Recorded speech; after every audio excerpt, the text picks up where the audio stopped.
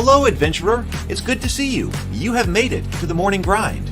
Welcome, welcome. It's the live stream at the beginning of the Geekverse, where we talk about all types of topics in geekdom, gaming, and fantasy, with an emphasis on being constructive and creating the things that we want to exist in the world. It's all on the grind, Sizemore.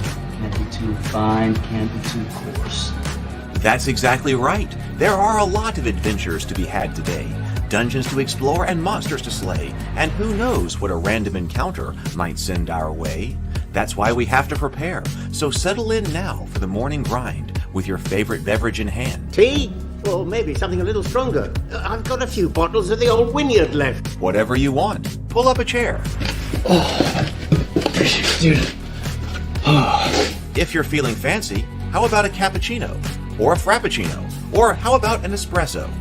Just tea, thank you. Sounds good to me, Gandalf. Whatever you want. I'm just glad you're here. Everyone is welcome. You can just watch if you want. You don't have to worship anything you don't want to worship. Thank you, Mike. But be forewarned. Sometimes we get really strange characters around here. Wait, what's that you say? Why can't you come and be a part of the stream? My wife would disown me. Oh no, I bet she'll be fine with it. Come on in. Am I scared for my safety? No. What are we supposed to do? Everybody do the secret handshake.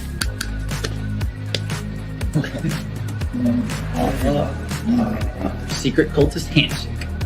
Oh, now do wizards who love each other.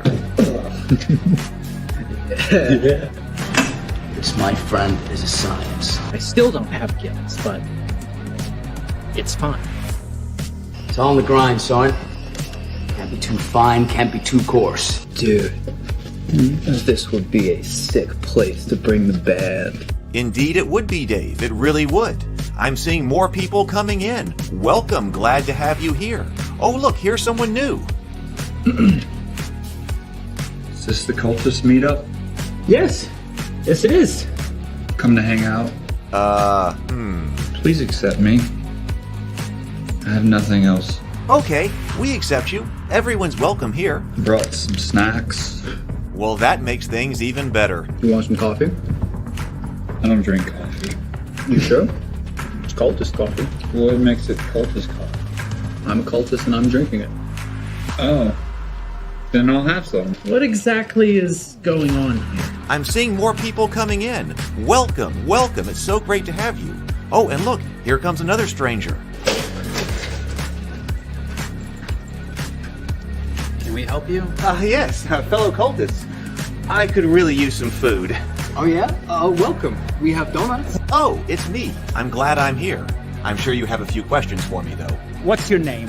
Who do you work for? What god do you worship? Great questions, Rob. I'm Steve King, and I worship Nyarlathotep. No, not really. I'm just Heath, and I won't be worshiping anything this morning. But I will be your host. Welcome to the office. We're going to have a great time. I've got my coffee ready, because now it's time for the morning grind. If you could become a fish, that would be amazing. Then I could command you with my mental fish powers. Hey, good morning. Good morning, everyone. A bit late, I know, but I'm here. I am here. I'm feeling well rested. I'm feeling pretty well rested today. How is everybody doing? So welcome to my home. Welcome to the office. Welcome to the morning grind. It is great to see everybody.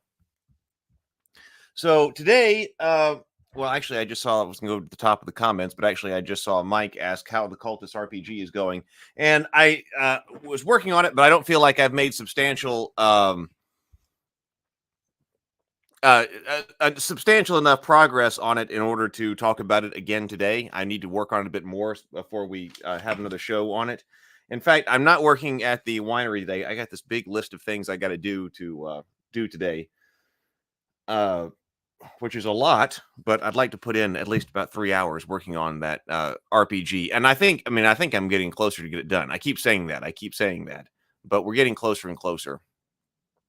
So, all right, let's see. So today instead, I did get this, and we were talking about this in the Discord server, this Talisman game. I got the Talisman game a few days ago in the mail, and I don't really know anything about it. It just showed up. This is a review copy. So sometimes board games just show up, which is nice. So, but it seemed like several people in the Discord server did know it and seemed like it was a fun game. And so I was looking at this. This is the 5th edition, and apparently this is a re-release, or a new edition that's coming out. Not a re-release, but a new edition that's coming out. And I think I was on one website this morning when I was looking up a picture for the thumbnail, and it was talking about pre-ordering it. So actually, let me just confirm that right now. So this would be Talisman. So is this actually an advanced copy? Well, let's see. Talisman board game, 5th edition. Someone may already know in the comments before I get there. Warhammer Community, the 5th edition, Talisman returns. Well, hold on. We'll just bring this up here in just a second. We'll see what this is. This is from Warhammer. I noticed actually on the back of here, this is interesting because I noticed on the back of this box, it's got the symbols for Avalon Hill and Games Workshop. So it says, so this was posted June 7th. Talisman returns with a glorious new 5th edition and the same classic gameplay. Games Workshop isn't just about Warhammer, We've made some absolutely banging board games over the year, including the likes of Fury of Dracula, The Warrior Knights. Talisman is another classic game, a game that's been around for more than 40 years across numerous editions, and which is, for fans of a certain vintage, a glittering shard of pure nostalgia. The premise is simple. 2 to 6 players select a character, a warrior, a wizard, a prophetess, a troll, and so on, and embark on a quest to claim the crown of command and rule the land. You roll dice to move and traverse the board, encountering a deck of enemies and allies, leveling up and finding loot, followers, and spells. It's all wrapped up in about 60 to 90 minutes and is great for both a family game night or for a midweek throwdown among friends. And for the first time since 2008, various themed editions notwithstanding, there's a new edition of the game on the way. It's the same fantastic game, but there's a fresh set of brilliant art and a handful of smart refinements that make the gameplay faster without losing any of what makes it so magical. Okay, so as of 2 days ago, this says it's currently available for pre-order. Okay, cool. So we're getting an advanced preview right here. So it says this is produced by Avalon Hill and is currently available for pre-order. It contains 12 classic characters, adventure cards, spells, etc. All right. So if you like it, well, then you can pre-order it. Okay. It says, okay, the Talisman 5th edition core base game is currently on pre-order from board game retailers and will be out on the 1st of July. Oh, cool. I mean, I suppose I can talk about it. Nobody told me anything. It just showed up on my front porch. So, sometimes you can do like a preview and an unboxing, but they don't want you to do a review until certain times. So, okay, so that's what's going on here. So that's what today is. I thought that, well, since we're not working on the Cultist RPG, let's take a look at this game that showed up. And I'm glad I did since it's a pre-order. Hey, James. PH. Now, PH has got some comments here. PH, this is she's got a lot here. It says, Heath, I thought of 2 things for the Cultist RPG that I'm not sure within the scope of the game. But anyway, the big reveal moment. Maybe the group has been observed for a while by an actual minion of one of the gods, and it's this minion who empowers them and finally helps them open a portal. Alternatively, there could be an NPC who's secretly an agent of a group that combats cultists around the world. They might have a direct connection to the divine or similar to the cultists. Another idea along the same lines is an infiltrator class. The character would be an agent from a somewhat disreputable institution, not very important for their job, who is tasked with watching this group of cultists. Maybe they hinder the group at times, but gradually become attached to them and turn them into a real member. It might be difficult to integrate them into the game, but I think the dynamics and dilemmas this would bring is quite interesting. And I think that does also kind of come to the point or have the assumptions that something is actually going on. And that the elder gods are real and that magic is real and that these kinds of things are actually out there. Maybe that's the kind of thing that could be its own supplement one day. That like, okay, what if you leaned harder into this stuff is real? Hey, McDougal. I'm not sure what you mean by it ends up like this. I'm not sure. Hey, Zero the Blade. Jason, good morning. BGD, good morning. Mike is here. Let's see. Tomocrat is here.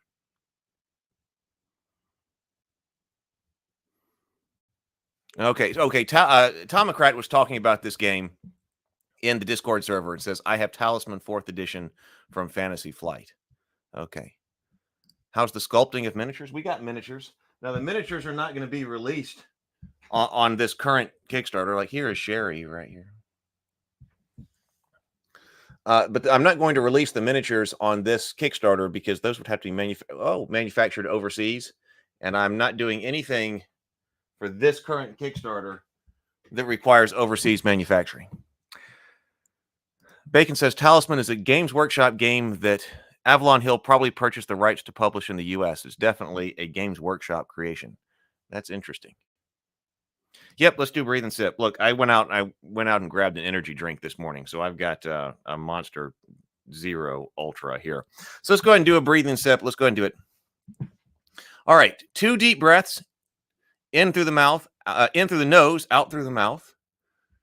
Deep breaths, deep inhales, complete exhales, and then take a sip of your favorite beverage this morning, whatever it is that you've got. Let's do it.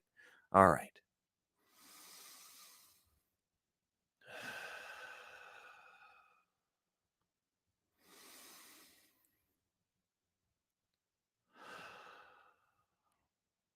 And sip.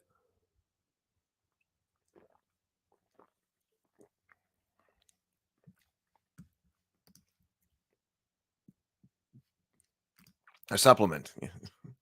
All right. Let's see. What else do we need to talk about here this morning?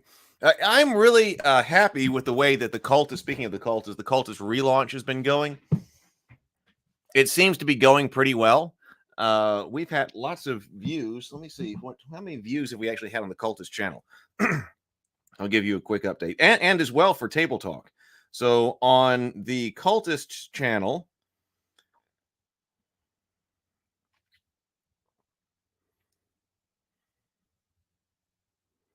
let me see.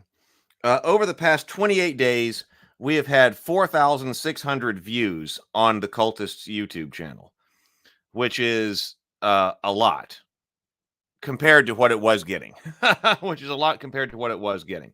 So that's going well. We've had 52.5 watch hours over the past 28 days. But really, all of the activity has been picking up over the past maybe week or week and a half anyway. And 191 new subscribers over the past 28 days on the Cultists. So that's working. I've been, re-editing the show for shorts. And so people have been watching those. Over on Table Talk, by the way, Table Talk on Tuesday, we're going to be looking at Brianna's book.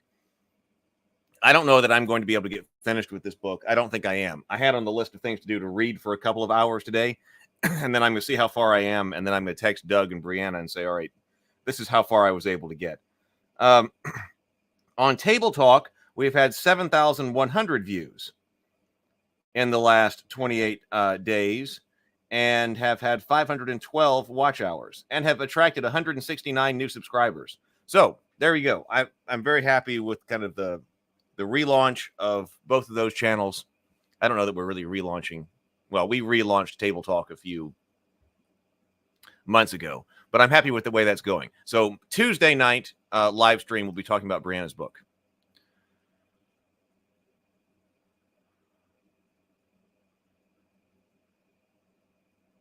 Well, and remember that James Bacon does have his own YouTube channel now. So that's James Bacon. You see James Bacon in the chat, Bacon Gaming. He said he may change that name. But I saw you uploaded a second video on art. He uploaded one video on a role-playing game. On role-playing and whether or not that is storytelling. So please do make sure you're subscribed to James. Hey, well, yes, it's doing well. I think it's doing well. And hopefully it will continue to do some stuff. We'll push it even more when we're doing the marketing for the Cultists. All right. Let's take a look at this game. I think that's all that's really going on right now. There's a lot going on, but there's not a whole lot to say. Let me bring up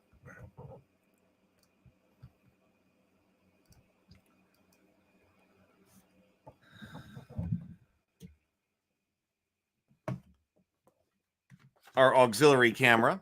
All right, Talisman, the magical quest game. So it says... Over here, it says, take hold of your fate. Welcome, champions, to the magical land of Talisman. The otherworldly artifacts known as talismans have once more descended into the mortal plane. signaling the dawn of a new era and the need for a new ruler. Race other players to the center of the board and vanquish the powerful guardian that defends the coveted crown of command so as to win and guide the world through its next era. Let's see. Yeah, 5th edition. We got game board, cards, adventure cards, spell cards, tons of cards. 1 toad card. 6 toad tokens. I'll just say toad, doesn't it? Yes. All right. And miniatures.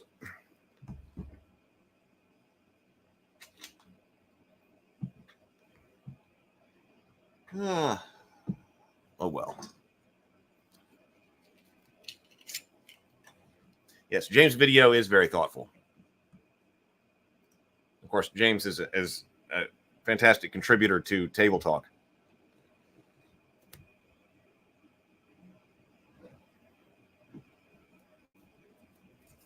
So if you like what he has to say, you should definitely listen to his YouTube channel.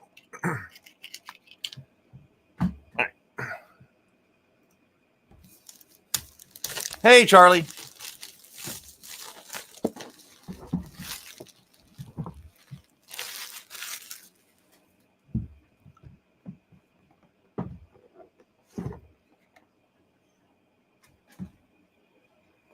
All right, we got the rule book. We'll take a look at that here in just a second. Flow chart on the back, encounter sequence on the back. One thing I gotta do is clean this desk again. There's so much stuff piled up on this desk. All right. Punch board.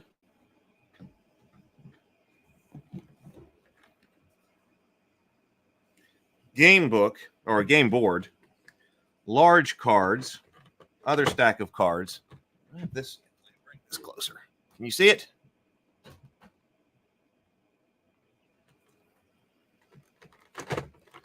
Another large stack of cards, 3 6-sided dice. Got packs of color tokens or color plastic tokens. Let's just see what's in here.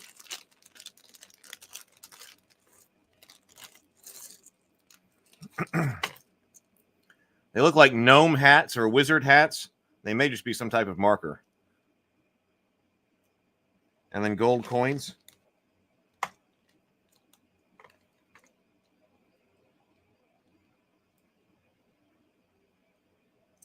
Oh, I got 2 different sizes of cones. I didn't immediately notice that, but I got large cones and I got small cones too.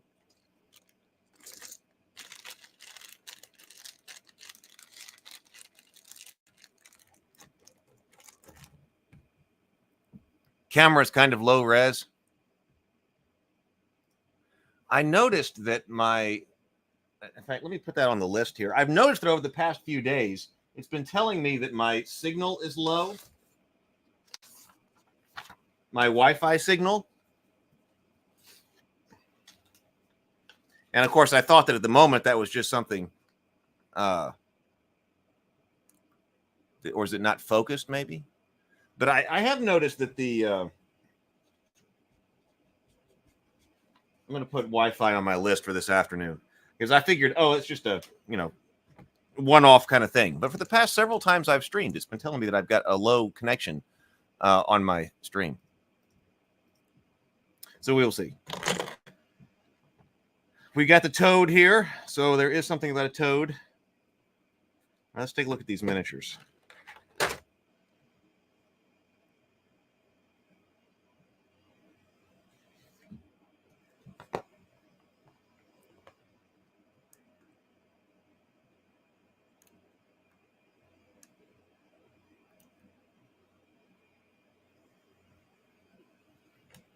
That's probably the troll. I noticed we have like sorceress and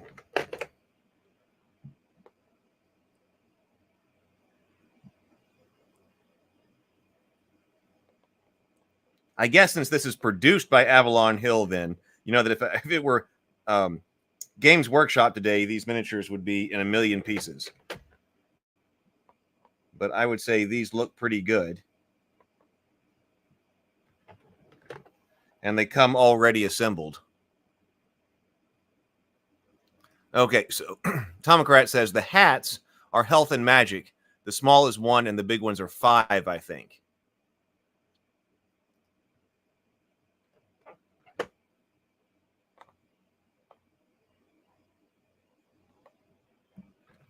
More miniatures to try to paint. I did take the Darkest Dungeon over to my brother's house, and we still did not get to play that.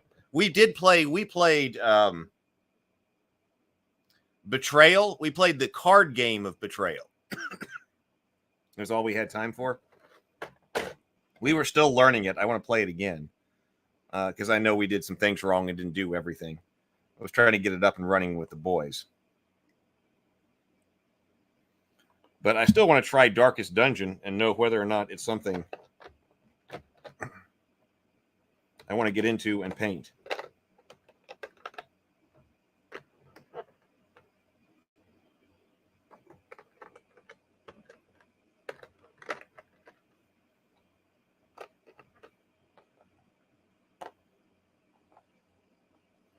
They're slightly flexible plastic.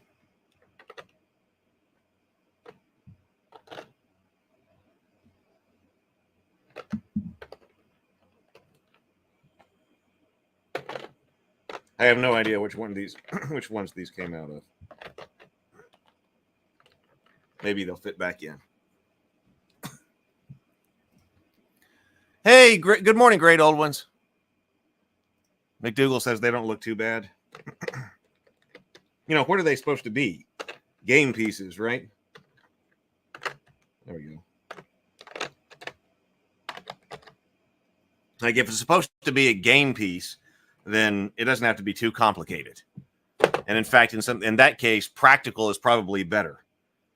Because like the Warhammer Quest, when I bought, like, I don't know if it's the latest Warhammer Quest or not, but when I bought that and it's got like 1 million pieces to put together, I mean, those are great for high quality miniatures that you want to paint and use as, like, you know, collector's items or, you know, whatever else, but they're not game pieces.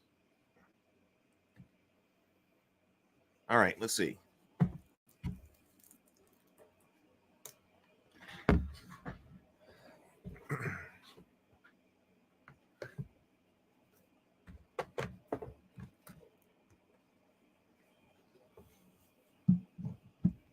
So this board, I'm going to knock something over.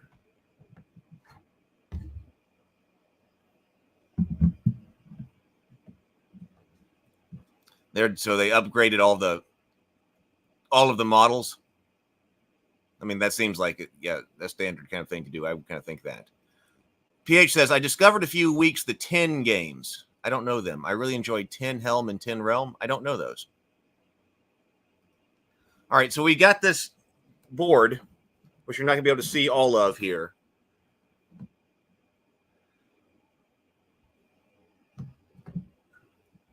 You're probably looking at it upside down. Okay, like over here, I got something like Hidden Valley, like +3 cards. I got hills over here. I got mines right here.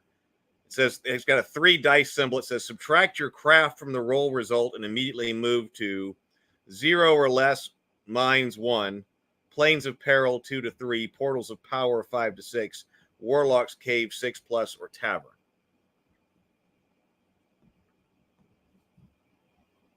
And it looks like maybe you start over here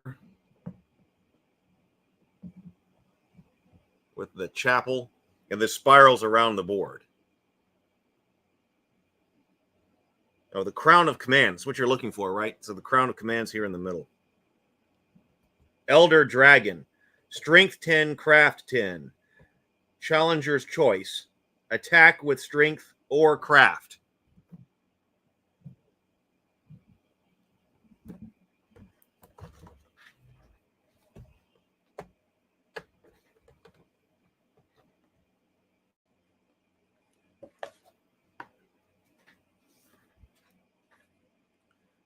Let's take a look at these large cards. Oftentimes we take a look at all the different cards and then look through the rule book. Maybe we should look through the rule book first, but let's take a look at these large cards and see if they might be our character cards.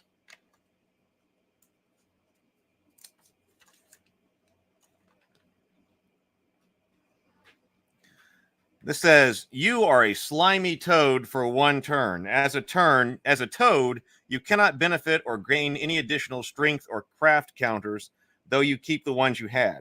You cannot benefit from, lose, or gain objects or gold, though you keep the ones you had. You cannot gain followers, though you keep the ones you had. You cannot cast or gain spells, though you keep the ones you had.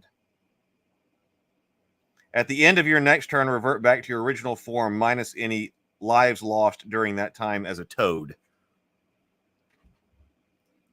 Hey, Michael.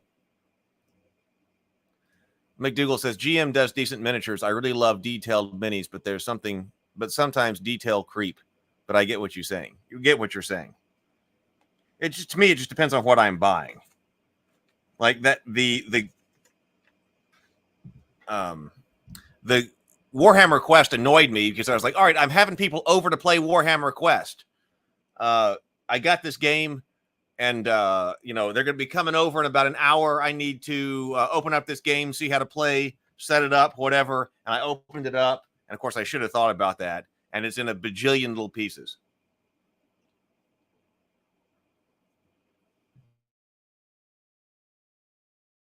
That I'm supposed to keep on a shelf or something, or in a in a padded box, or can they just be things that are put into a game box? To me, the Star Wars Legion miniatures are the ideal miniatures. The ones that came with Star Wars Legion that Fantasy Flight did. I bought a lot of those. They were easy to put together. They've got great detail, but they're not overly detailed, so they're easy to paint. To me, the Legion miniatures were the standard in fantastic looking, practical gaming miniatures. Okay, so I think these are. So like this is the assassin right here. So these like our character cards. It says start city, strength 3, craft 3, objects and followers. Life, fate, gold. Life 4, fate 3, gold 1. Assassin. When you battle any character or creature with strength, you can choose to assassinate them. You cannot assassinate when you are attacked by another character. When you assassinate, battle takes place as normal, except that your opponent may not roll a die to add to their strength. If you win the battle using assassination, the opponent loses 1 life. You cannot take an object or gold instead. What's on the back? Okay, nothing's on the back there.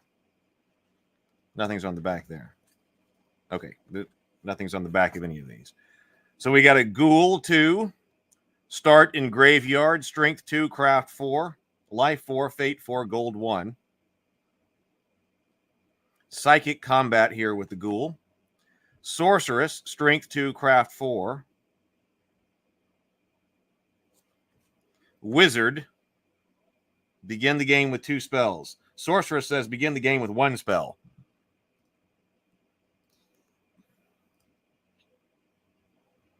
Okay, Tomocrat says you start on the outer ring and you work inwards, needing the talisman to get to the center. Only 1 player can win. Tomocrat says they really updated their artwork. And Michael Connor says Warhammer Quest had separate characters you could buy to play the game with. Right.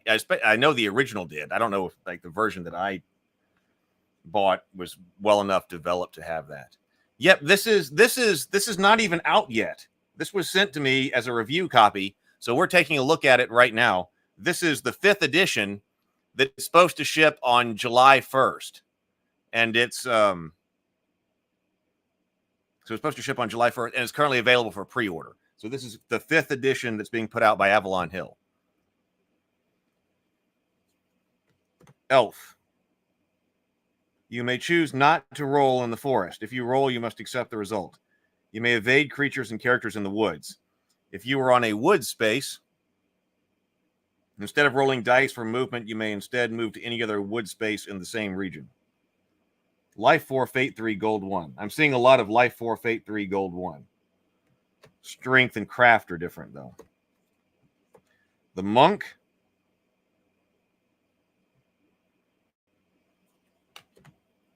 The Priest. The Prophetess. The Dwarf. the thief, the troll, and the warrior. So those are our characters, I guess.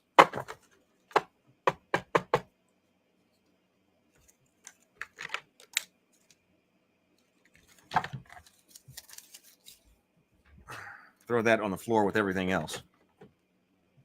Let's just take a look at the cards over here quickly. Mike says, I played this game many moons ago and I forgot how to play it. I'm glad Tomocrat knows these details.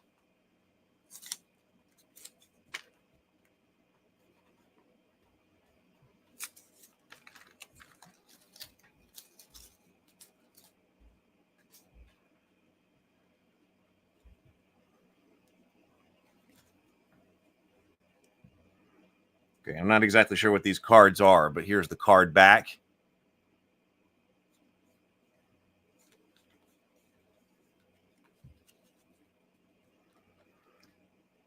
Enemy animal, ape, bear, wild boar, lion, wolf, serpent, bandit.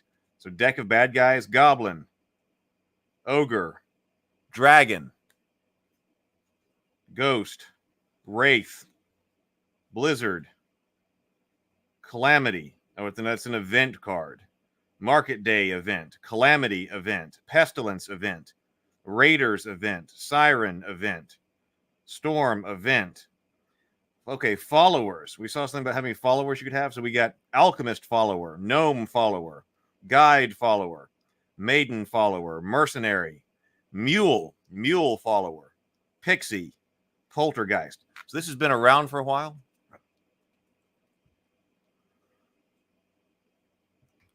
Michael says it isn't as crunchy as Descent, which looks great, but has too much to learn. So this game isn't as crunchy as Descent. Now, I played the second edition of Descent, but I heard people really like the first edition. Monster Treasure, or hard to see, but those are Monster Treasure and Quest cards. Yeah, these all have the same back on them. Prince follower, princess follower, unicorn. Okay, here's magical object, amulet, chalice of life, magic belt, orb of knowledge, ring, rune sword, talisman, wand, object weapon, axe, bag of gold, object, 2 bags of gold, magic stream, place, marsh, place, pool of life, place, fairy, stranger, healer, stranger, hermit, stranger card, sorcerer. Okay.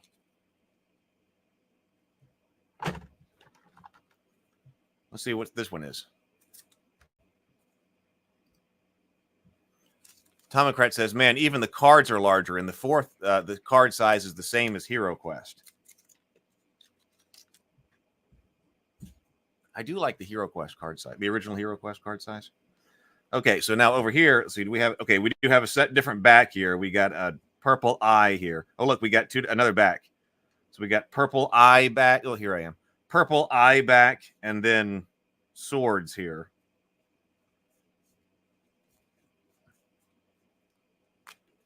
Okay, purple eye.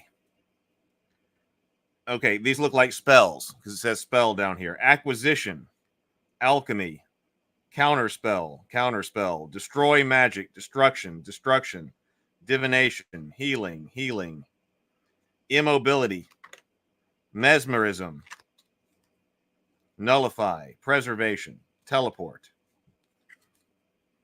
Purple, yeah, okay, Tomocrat confirms purple is spells.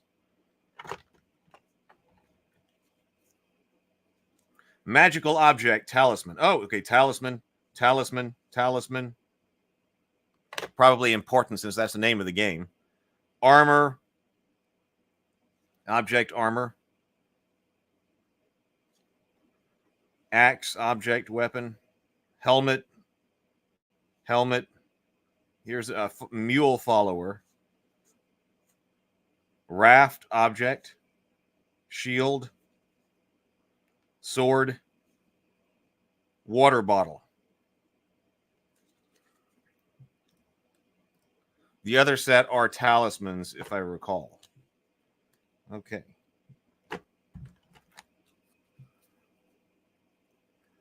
Let's go. Let's see what's over here. Okay, so we do have some punch board.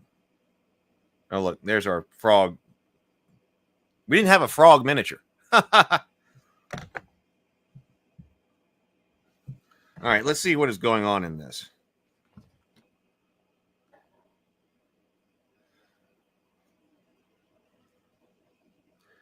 A new age is dawning. Let me move this. Let's put this down here.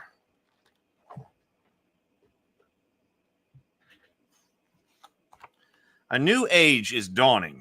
The talismans have fallen from the sky, heralding the quest for the crown of command. Contenders of all ages set out to compete for this most powerful God-forged artifact. For whatever bears the crown will rule the world and the era to come.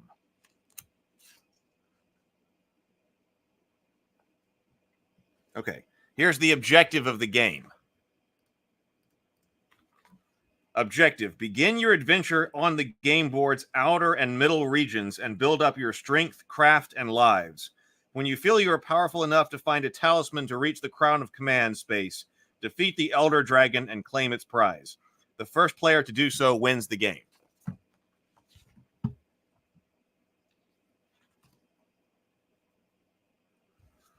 All right, so here's, it says, okay, we got game board right here, 12 character figures, 3 6-sided dice. Oh, and we have a special symbol on the 6-sided die.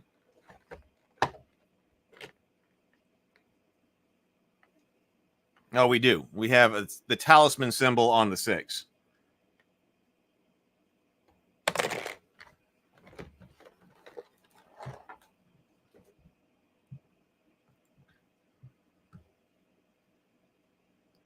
Tomocrat says, I wonder if they made the cards bigger to make people get the new version and not backwards compatible.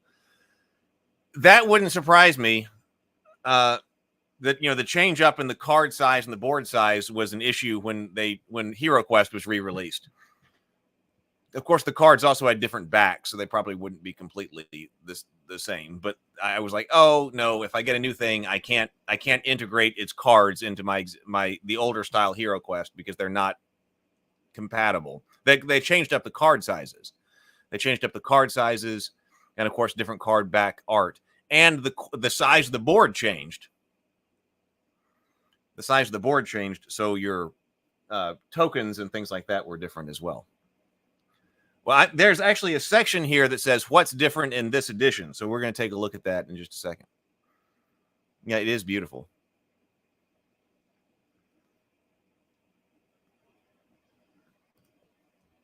Okay, so 12 character cards. Each card details the life, craft, strength, alignment, starting board space, and special abilities of a given character. 100. Okay, so this is called an adventure card right here. 100 adventure cards. The many encounters, events, followers, objects, places, and strangers that you'll discover on your journey to reach the crown of command. These are purchase cards.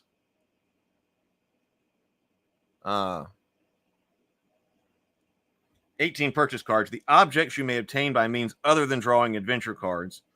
24 spell cards. The various spells you can cast during the game.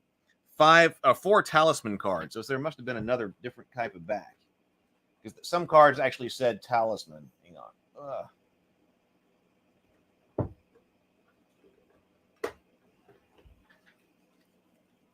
Oh, yep.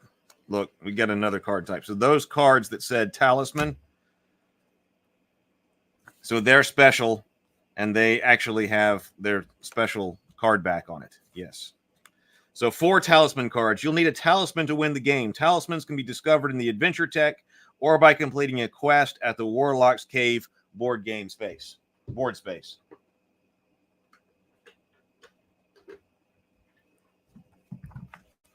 12 alignment tokens, good, neutral, and evil. Use these to mark your character's alignment. 1 toad card and 6 toad tokens. If you're transformed into a toad during the game, you'll place a toad token on your character card. See Toads, page 27 for more information. We've got fate tokens. Use these to re-roll a die or move more easily around the board. 30 gold coins. You may earn and use gold throughout the game. 38 red strength counters, 6 large, 32 small. That's what these hats are right here. We got 38 blue craft counters and 38 green life counters. So strength, craft, and life. 114 counters. You'll use these to keep track of your strength, craft, and lives. For all attributes, each large counter is worth 5, and the small counter is worth 1. It says, if in tinier writing right here, it says, if all counters are of one type or in use, no additional counters of that type can be gained by characters until some of those counters have been returned to their respective counter pile next to the board. If you're able to trade 5 1-point counters for a 5-point counter, you must do so. Okay. So it says, new to Talisman, go to prepare for your adventure on page 9, which is right over here. It says, been here before. Here's what's different about the 5th edition. So they completely anticipated your question, Mike. All right, so what's new here? It says 5th edition gameplay changes are marked throughout the rule book with this icon right here. That says, been here before. So for those of you who know this game, which I do not, but here's what's different about 5th edition, how to win. The first player to obtain a talisman, reach the crown of command in the center of the game board, and defeat the dragon wins the game. Choose your character. Character cards are no longer randomly dealt out to players. Instead, choose one player to pick their character first. They choose the first character from the deck of character cards, and moving to the right, the rest of the players choose their characters. The last player to choose a character takes the first turn. Play then move to the left. Change your character's alignment. Players may choose an alignment of good, neutral, or evil for their character at the start of the game. Carrying limit and talismans. Talismans do not count towards your carrying limit of 4 objects and cannot be intentionally dropped on the space you occupy. Each character can hold up to 1 talisman. Character death. If you lose all of your lives and are defeated, place your figure on the village space on the outer region. You'll keep all objects, magic items, followers, spells, trophies, fate tokens, and gold, as well as any earned strength and craft counters. At the start of your next turn, you must spend your gold to purchase as many lives as you can afford, up to your life value at the cost of 1 life per gold. If you have no gold, you gain 1 life. Then your turn ends. Use fate tokens to move. If you don't like your movement roll, you may pay 1 fate token. Instead of the original die number, you may instead move the character up to 6 spaces to land on a space unoccupied by another character. And then toad transformations. If you are turned into a toad, your objects and gold transform with you. You retain all cards and strength and craft counters, but while in toad form, you cannot benefit from, lose, or gain objects or gold. You cannot gain new followers. At the end of your next turn, you revert back to your original form. So there we go. That's what's different about this new edition right here. Doesn't mean a whole lot to me, but there we go. All right, so this probably will, though. Preparing for your adventure. Set up play area. Place the game board in the center of play. Place the following separate piles next to the board in reach of all players. Talisman cards, toad card, toad tokens, fate tokens, alignment tokens, strength counter, life counters, craft counters, and gold. Place the 3 dice within all reach of all players. 4, shuffle the red adventure deck and place it face down next to the board. 5, shuffle the purple spell deck and place it face down next to the adventure deck. 6, place the gold purchase deck face down next to the spell deck. So there we go. All right. Oh, okay. So Toad was permanent except on a 5 or a 6. So allowing you to not have to roll to get back out of Toad form is a change. I can see how you could be trapped as a Toad forever. Sounds like they nerfed. So Tomocrat says they nerfed the Toad.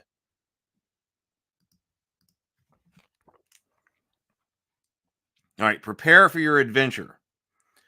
1, randomly determine a player to go first. That player looks through the character deck and chooses 1 character card and its matching figure.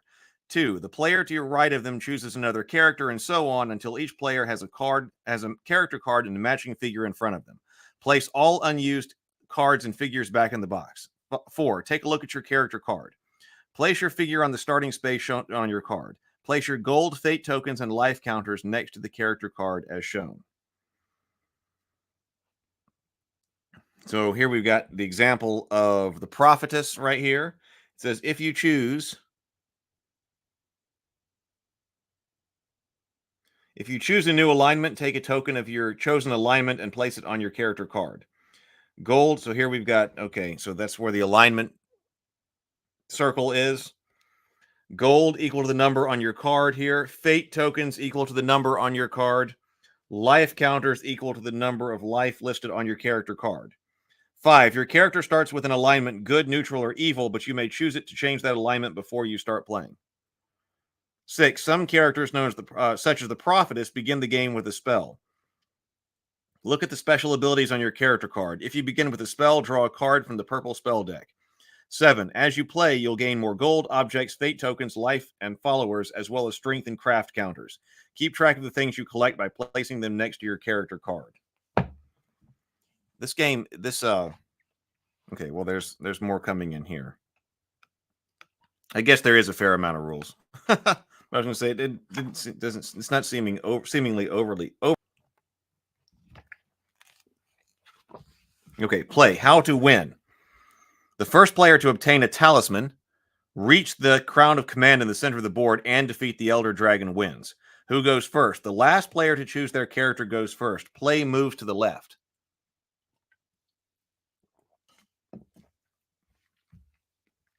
On your turn. If you're in the middle or outer regions, roll 1 die and then move left or right the number of spaces you rolled. Middle or outer regions, roll 1 die, move left or right the number of spaces rolled. If you're in an inner region, move 1 space per turn. See movement, page 17. 2, encounter the space where you landed or encounter a character on the space where you landed. Some encounters will be friendly and some will be dangerous. See encounters on page 18. Start playing. Look up information about board spaces, encounters, and cards as you go. If you land on a space and you're not sure what to do, follow the talisman encounter sequence on the back cover. Okay, so this is the this is the encounter, the talisman encounter sequence right here. Handily diagrammed for you. Let's see what this says. Okay, it's in tiny writing. If you wish to cast any spells that must be cast before moving, do so now. Then next, move. See movement, page 17. Then, are there any characters on the space? If yes, encounter one of them or not. If you choose no, encounter the space. Is it a draw card space? How about no? Are there any face-up cards on the space? If no, then follow the instructions on the space. Take any objects, magic items, followers, and or gold on the space. And then, did the encounter result in your being moved to a different space? If no, your turn ends. If yes, then move to the new space, and then go back to, are there any characters on the space? Okay. So if there are characters on the space, and you decide to encounter them, it says encounter character. Decide which character you wish to encounter and engage with them in battle or psychic combat, if your special ability allows for psychic combat, and or use a special ability. You choose between battle or psychic combat versus special ability. Follow rules for battle or psychic combat, seeing attacking another character, or use special ability as stated on the character card. If the character is killed by another character during the encounter, they gain 1 fate and immediately follow the rules for character death, and the turn ends. But what if there is no character, but there's a draw? Is it a draw card space? And if yes, then draw cards as specified. I was just saying that this does not sound like that complicated a game. Now we are going through this this flowchart. But movement, it's movement characters. If no characters, go to encounter the space, and then cards or no cards. That seems like what's going on here. Draw cards as specified. If there are already face-up cards there, draw only enough adventurer cards to make up the specified number. Card encounter. Follow the rules on card encounters. Does the encounter result in missing a turn? If yes, or no. If no, if there are any enemies, did you defeat or evade them all? If yes, you might have to move to a different space. Take objects. Okay. Or your turn might end. Okay. So this is what, if you don't know what to do, you consult that flowchart. Okay, meet the characters. As you play the game, you'll see the word character come up often. A character always refers to a player's chosen character figure and card. Assassin, elf, dwarf, ghoul, monk, thief, priest, troll, prophetess, warrior, sorceress, wizard. Reading character cards. The character card lists your character's attributes, each of which is described below in more detail. You won't begin the game with objects or followers, but you may place those you collect next to the designated spot on the character card.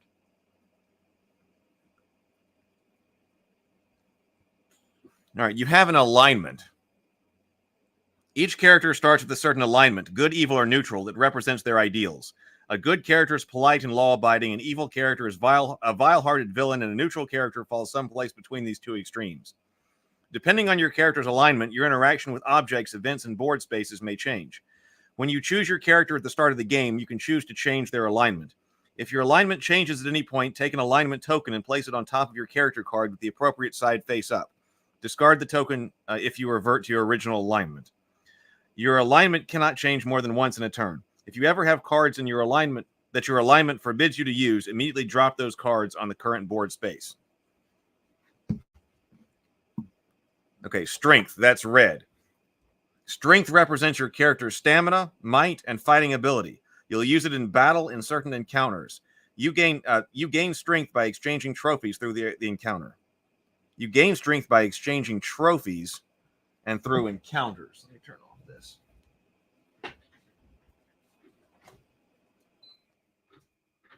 Okay.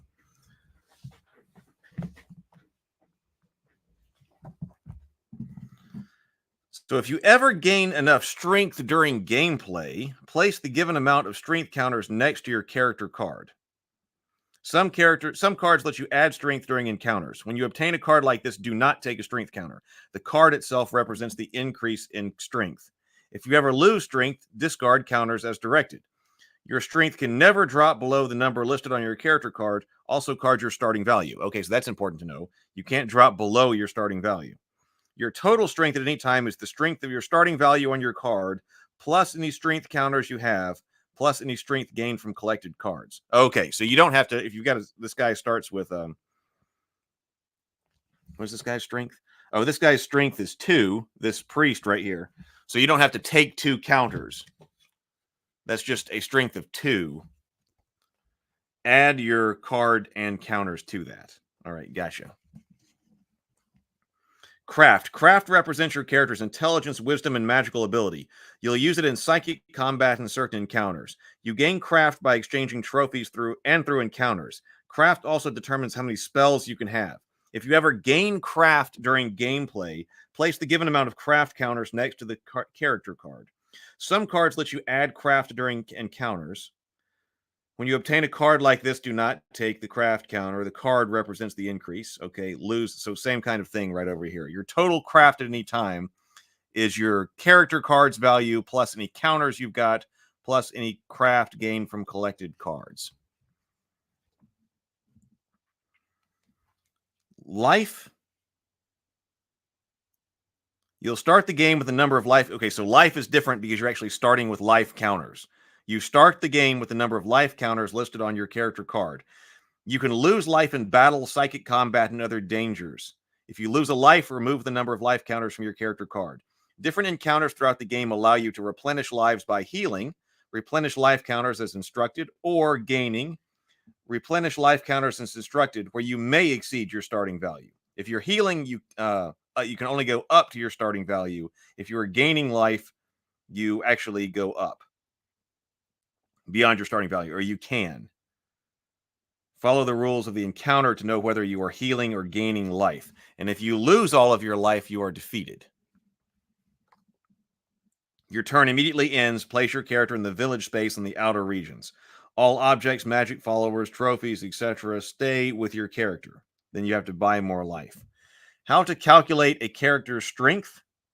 A warrior has a strength of 4, as shown on their character card. During the game, we've gained the following: 2 strength counters, the magic belt, which increases their strength by 1, the unicorn, which increases their strength by 1, a sword, which increases their strength by 1 during battle.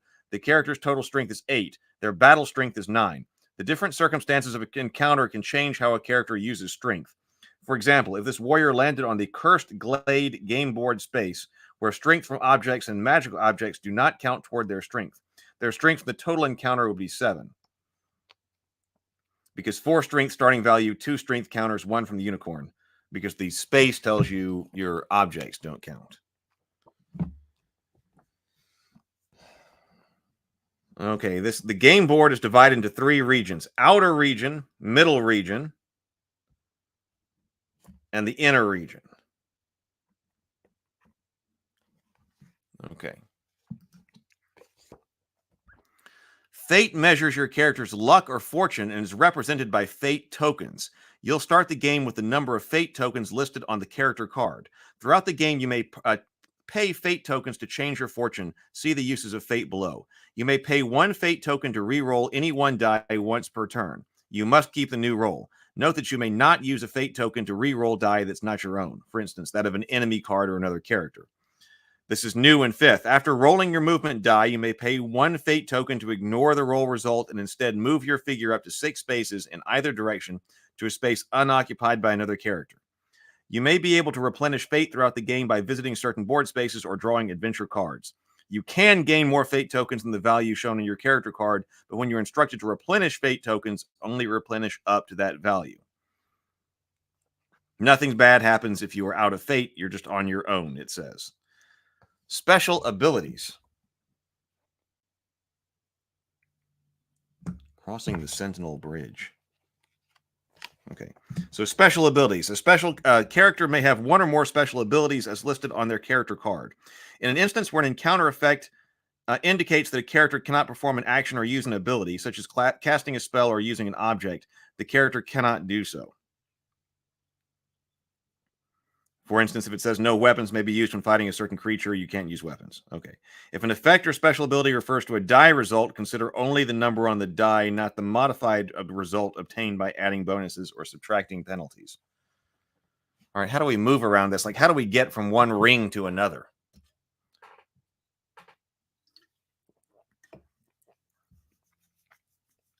This game sort of feels to me like...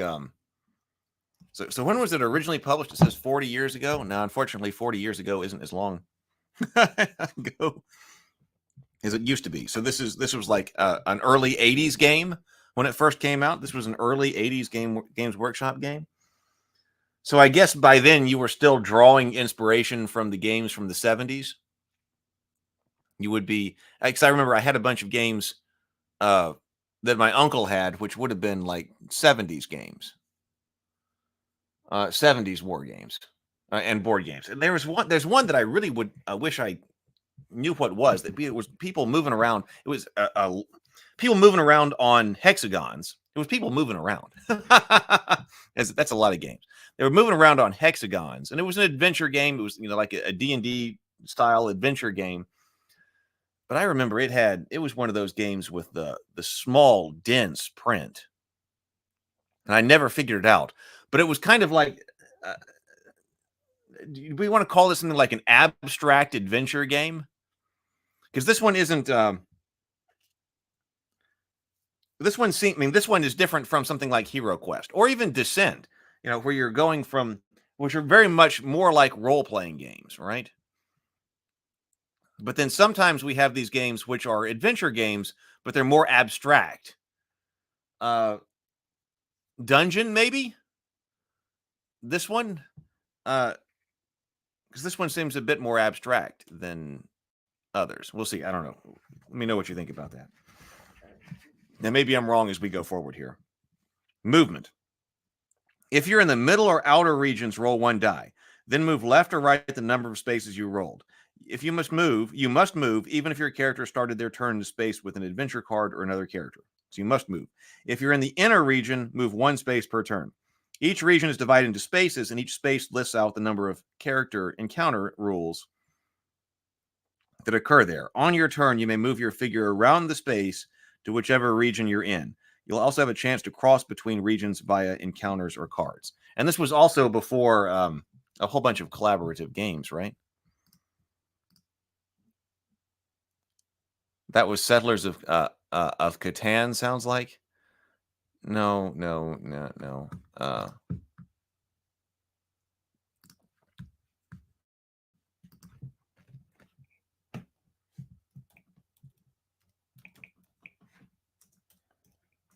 I have no idea even where that game is.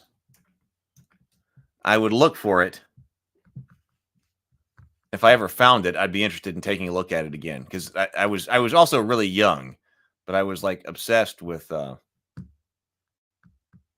was a time when I was like obsessed with that game. I was like, wow, okay, this game is.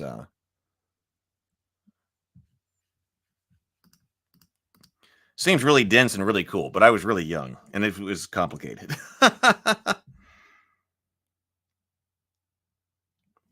Moving in the outer and middle regions. You may never change direction during your movement unless you are passing between the outer and middle regions. Crossing between the outer and middle regions. I was wondering how you did that. Crossing the outer and middle regions. The outer and middle regions are separated by the Storm River. You may cross the river by using the bridge that connects the Sentinel space in the outer region to the hill space in the middle region, using a raft, or by the result of an encounter. Crossing the Sentinel Bridge. That's what this is right here. As you roll to, if you roll enough to move through, enough for you to move across the bridge to the opposite region, you may do so. If you're moving from the outer region to the middle region, you must cross the bridge and face the Sentinel. See Encountering a Creature, page 22. You may challenge the Sentinel only if your movement is sufficient to carry you across the bridge into the middle region. If you simply land on the Sentinel space, you may not face the Sentinel. If you defeat or evade the Sentinel, move to the hill space and complete your movement according to that roll, choosing whether or not you'll move left or right. If you're defeated, lose 1 life, or use an object or spell card to protect it. Your turn ends in the Sentinel space. If it's a tie, your turn ends, but you don't lose a life. The Sentinel does not attack characters passing through the Sentinel space while moving in the outer region, or characters crossing back from the middle region to the outer region. Okay. Example, the Sorceress is on the graveyard and rolls a 6 for movement. They decide to move left to the Sentinel space to cross the bridge to the middle region. Upon reaching the Sentinel space, they accept the Sentinel's challenge and battle ensues. The Sorceress casts an immobility spell on the Sentinel, allowing them to evade it instead of battling. The Sorceress now moves to the hills in the middle region and decides to continue their move to the right, landing on the Portal of Power. Tomocrat says, the cool thing with Talisman is there were expansion boards. There are L-shaped boards that expand the forest, dungeon, city, and hinterlands. Each had their own dangers and rewards.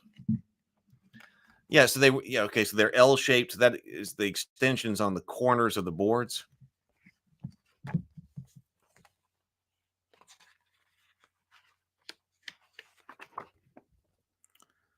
Using a raft. You may build or acquire a raft during your encounter. To build a raft, if you are on a woods or forest space and you have an axe, you may declare at the start of your turn that you are building a raft instead of rolling and moving. Then take a raft card from the purchase deck if it's available. If you acquire a raft, you may use it at the start of your next turn, moving across the river to any space opposite the one you're currently in. Then encounter that space for any characters on it. Do not roll or move that turn. If you use the raft, or if you begin your turn with a raft and did not use it before your turn ends, you must place it in the respective discard pile. So if you got a raft, you got to use it. Crossing between the middle and inner regions. The only way to enter the inner regions is through the Portal of Power, which connects the Plane of Peril space on the inner region to the Portal of Power space in the middle region. To pass to the inner region, you must first open the Portal of Power. To do so, your movement roll must be enough to carry you beyond that space. You must follow the encounter rules in that space. If you're successful, move to the Plane of Peril space. Your turn ends. If you're unsuccessful, stay on the Portal of Power space. Your turn ends.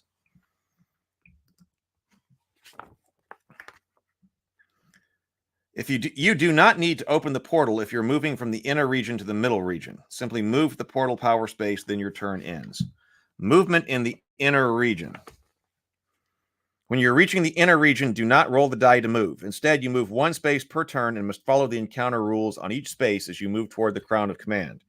Turning back. If you wish to cross from the inner region to the middle region, for example, in order to become more powerful, you may do so. Move 1 space per turn toward the plane of peril. Do not follow the rules of the spaces you land on. Do not follow them if you're moving backwards. Once you begin to turn back, you may not change your mind and must go all the way back to the plane of peril. Once you reach the plane of peril, you may cross over the portal of power and end your turn, or you may continue your journey in the inner region.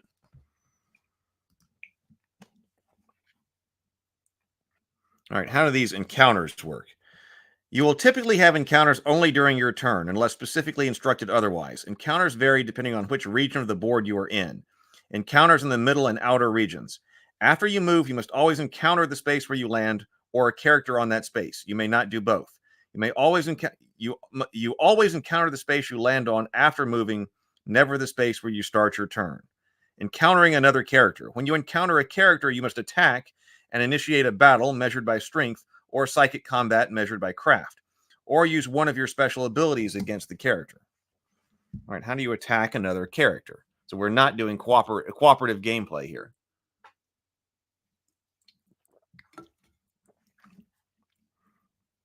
Attacking another character. Announce whether you are initiating a battle measured by strength or psychic combat measured by craft. If your character has a special ability that allows you to do so.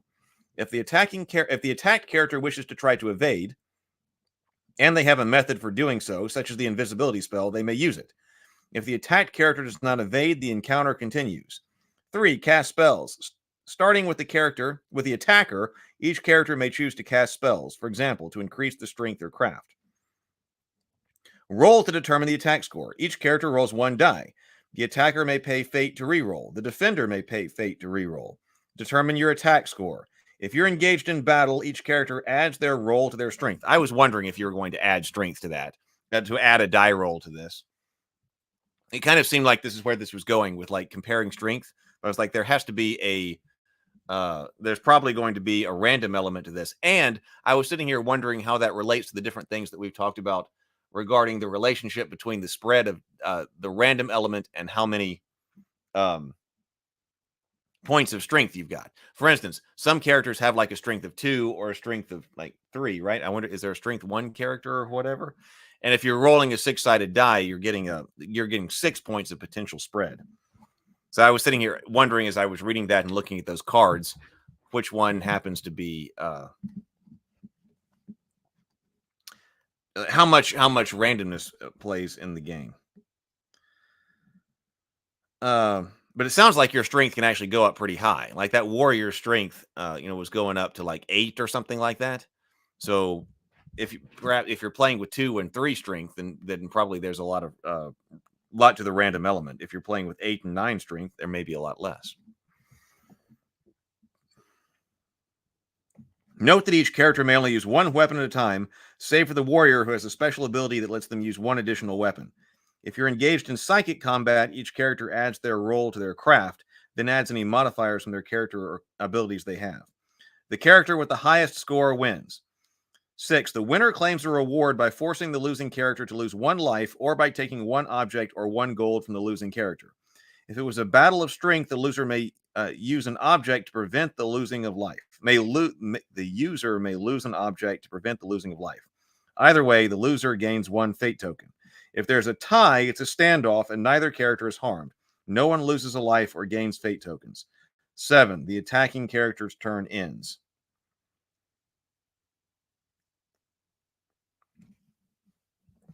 Okay. Tomocrat says, a player can aid another, but they don't have to, so they might ask for gold to help. Ah, okay.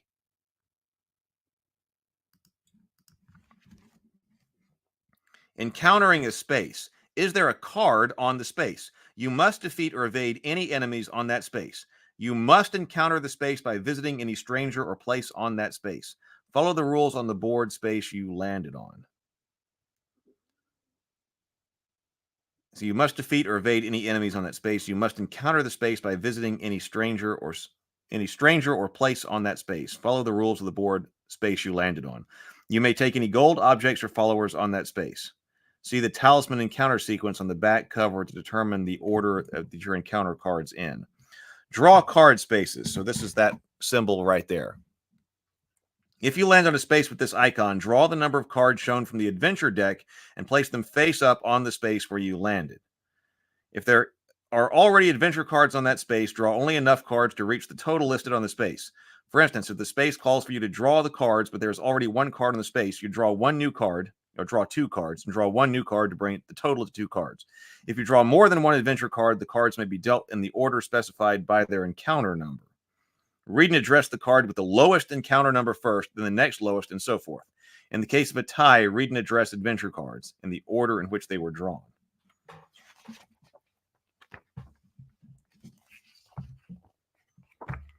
Exceptions to drawing cards. Adventure cards with instructions that result on their being placed in a space other than one where they are drawn must be dealt with first, before any other encounter, even if they have the higher encounter numbers. Let's see. We do have rules for dropping cards here. Here's an example of drawing cards. The dwarf lands on the hidden valley and is instructed to draw 3 adventuring cards. They draw the imp, an event card, a bear, an enemy, and a bag of gold, an object. The imp has the lowest encounter number, so it must be resolved first. The dwarf rolls a 4, so the imp teleports the dwarf to the ruins before they have a chance to fight the bear and take the gold. Because this says roll 1 die. The imp says roll 1 die to determine where he teleports you. 1 crag, 2 forest, and so forth. Then discard. Okay. The bear and gold cards are left face up on the hidden valley and will constitute 2 of the other 3 cards for the next character who lands there. The dwarf, however, continues their turn with a new encounter at the ruins. Encountering the Warlock's Cave. If you land on the Warlock's Cave in the middle region, you may choose to accept a quest. Such quests are one way to acquire a talisman. To accept a quest, roll 1 die. Follow the matching rules listed on the Warlock's Cave space. If you can complete your quest immediately, you must do so. You may not accept more than 1 quest at a time. If you have not accepted a quest but do not complete it and collect it, if you have accepted a quest but do not complete it and collect a talisman through other means, your quest ends and you are not teleported to the Warlock's Cave space. Okay.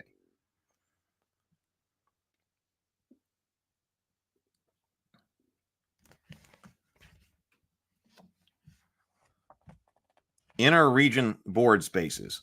So these all have special rules. For instance, the crypt. Roll 3 dice and total them. Subtract your strength from that total. Find the crypt exit that matches that number listed on the space and then move there. If your roll results in your staying in the crypt space, you may move forward on your next turn. Or the mines. Roll 3 dice and total them. Subtract your craft score from that total. Find the mine's exit that matches that number as listed on the space. Move there.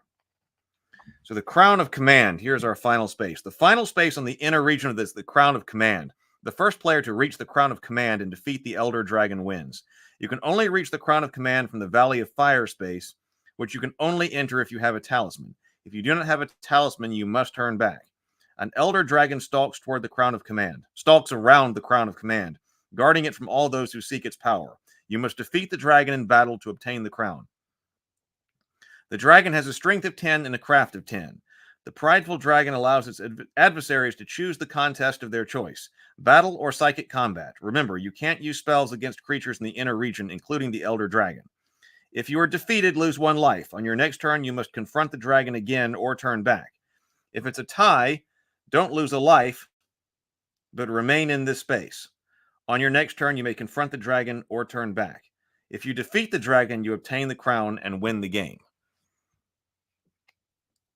Is the dragon also rolling a d6 to add to its strength or its craft?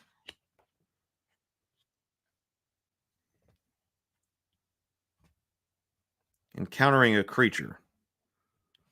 If you are in the outer or middle regions, you may evade them, but you can't do that in the inner regions, right?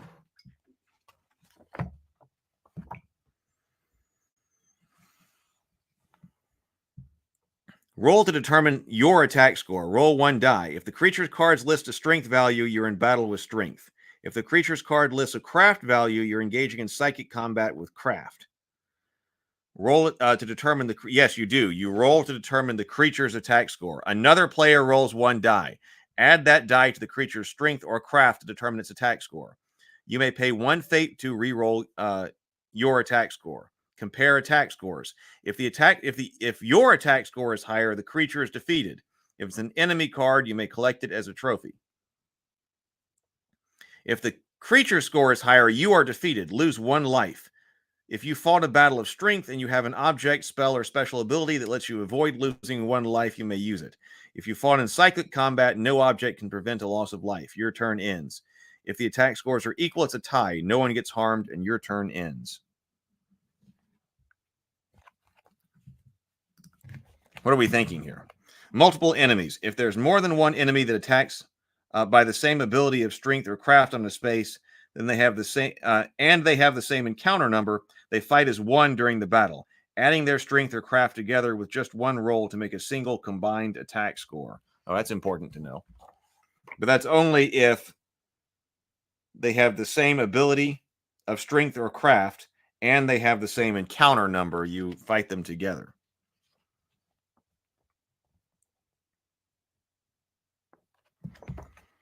Let's see. Strangers say follow the rules on the card. Strangers may have various effects on you, sometimes based on your character's alignment. So the different types of adventure cards and their effects are described below. You may never have more than 4 objects at a time unless you have a mule. At any point you exceed your limit of 4 objects, you must immediately drop cards face up on your current space until you have 4. Gold is not an object, and talismans are not an object. Followers are helpers that may provide assistance and lend you their skills and abilities. Not all followers are helpful, though, such as the poltergeist. The guide and the gnome are other examples of helpful followers, and there are several others. Keep any followers accompanying you face up next to your character card. You may have any number of followers. Place any followers that are killed, place any followers that are killed or that must be discarded in the adventure card discard pile.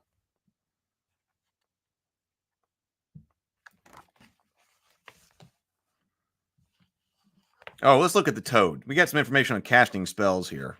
Let's go look at the toad. So if you may be transformed into a toad by landing on certain board spaces or by drawing a certain card. As a toad, you will be weaker. Place a toad token on top of your character card. You'll remove that token when you turn back from your character. If you become a toad, only move 1 space per turn. You may not gain or cast spells. You may not use any of your character's special abilities. Your strength is 1. Your craft is 1. You may not use gained counters to add to your strength or craft.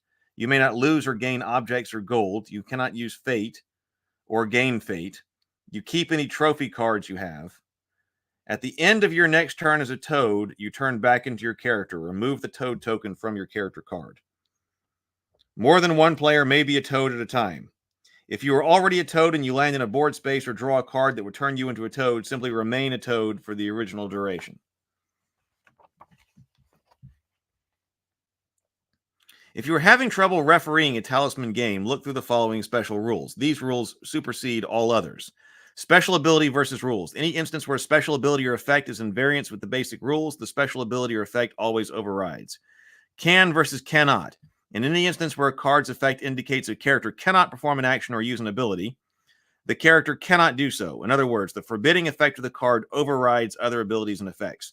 For instance, if a card indicates that no weapon can be used when fighting a certain creature, the warrior may not use any weapons despite their ability that allows them to use 2 weapons at the same time. A natural versus a modified roll. If an effect or special ability refers to a die result, only the number appearing on the die is considered, not the modified result. Limited resources. All resources are limited to the number of components included in the game. If all strength counters are in use, no additional strength can be gained, and until some of those have been returned to the stock pile. But you must go up from 1s to 5s. Alternate rules.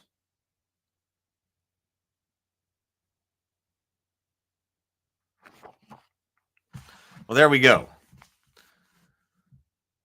Thank you for sending this out to me, Avalon Hill.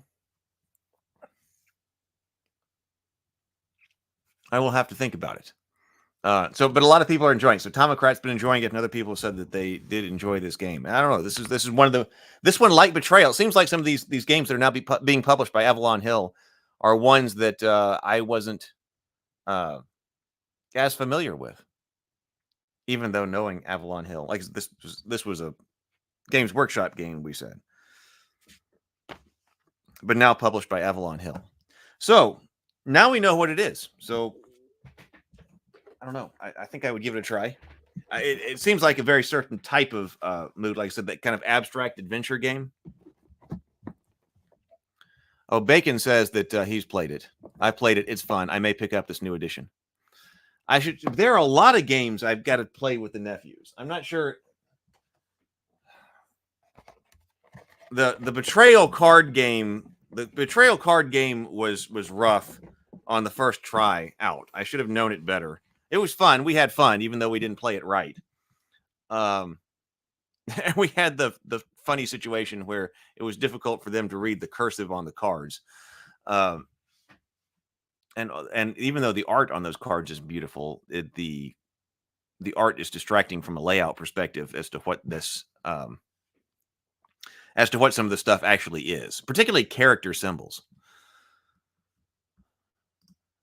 Tomocrat says, I rechecked my 4th rules. Toad lasts for 3 turns, and if you encounter another spell that turns you to a toad, it extended. Okay.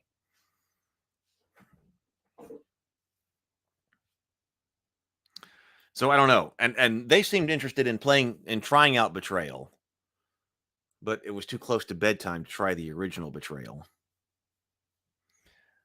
And Darkest Dungeon is still one to be tried. So I don't know. There's a lot of games. I'm not doing enough gaming. Not doing enough gaming. All right. Well, I am out of here right now.